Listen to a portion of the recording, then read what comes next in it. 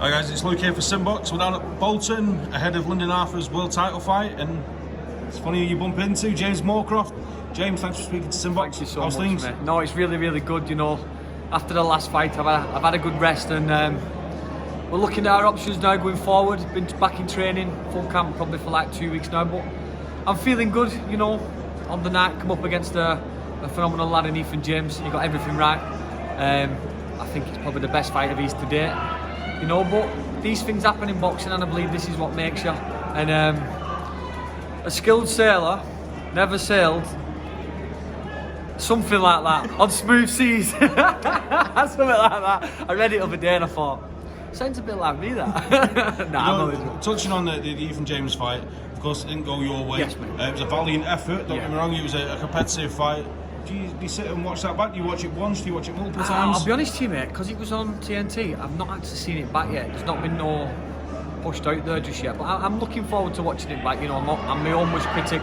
I'm laughing and joking now, but it took me a couple of weeks to get over it big time. I was absolutely gutted, but I can take it on the chin. He did everything right on the night. You know, I could have probably done a lot of things different. I had to stick to the game plan. You know, I think by him moving up from super lightweight, just giving that extra bit of oomph in himself, I thought I could have got to him late on with my fitness, but he showed a great heart, just a great all-around fighter, and fair play to him, he deserved the title on that night. Absolutely, from what you're saying there, you're itching to get straight back out, get back in the gym and get fighting again? Definitely, mate. You know, I'm not getting any younger now. I'm 29. I'm looking to, like I said, push on. I know I've pushed on before, but you know, I think these losses, you know, I had no amateur background, so a loss is just one of these things for me. I've got to come back from it. You know, I've been at gym this morning. I'm like, oh yeah. Every time I'm doing stuff, and it's like I'm picking up every time. So, you know, I believe I'm at my apprentice now. I'm 33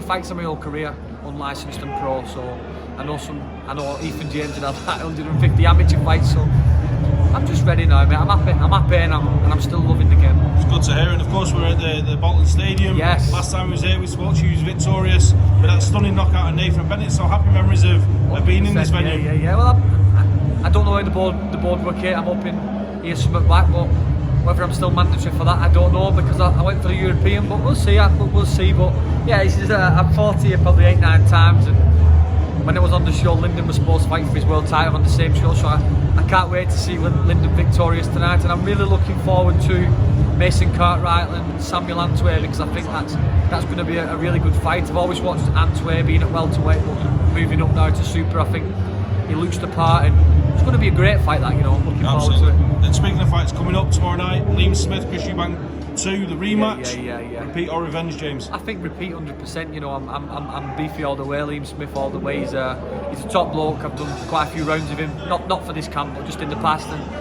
I just believe he's got it in him. I think he's got into Eubank's head, and he's up for a good fight. It's going to be a good fight. I think he'll be a lot better than the last fight, a bit more cautious involved, but I do think Liam will get to him.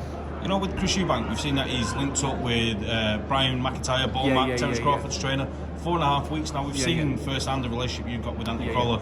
He knows you inside out. He knows what buttons to press, when to press it. Can Eubank and Ballmack develop that kind of relationship within 4.5 weeks? Personally, from my point of view, I think it's more of a status thing. You know, everyone went in on, you know, when Liam goes to weigh-ins, so everybody's got all his family around him. He's got everyone around him, and I think that's what Eubank's tried to do himself with all getting everyone behind him. At the weigh-in today, he had like 30 lads behind him. You know, it's all mind games, isn't it? It's all mind games. But when you see Liam and all his brothers and all his friends and all his brothers' friends in his corner after the fights and also at ringside, you know, it must be daunting. And you know, they've got it right. They're real good lads, and I can't wait to see him repeat it again. Yeah, we look forward to tomorrow night. And just another one to touch on before we finish. Speaking to Terence Crawford, it looks like Errol Spencer's going to invoke that rematch clause. We wait to see whether it's going to be 147, most likely going to be 154. Again, repeat or revenge? Is there any way Errol Spence can get that back? I'll openly admit, I thought Errol Spence would get to Terence in the first fight, but I think Terence has showed just what an animal he is, and what a good boxing brain on him he's got as well. So I'm really looking forward to that one. I think that's going to be an all-out showstopper, and hopefully he goes up and fights Canelo. That'd be another great fight, but we'll see, mate. We'll see. Well, James, it's always a pleasure, mate. Thanks for speaking to SimBoxx, and we'll catch up again soon. Thank you so much.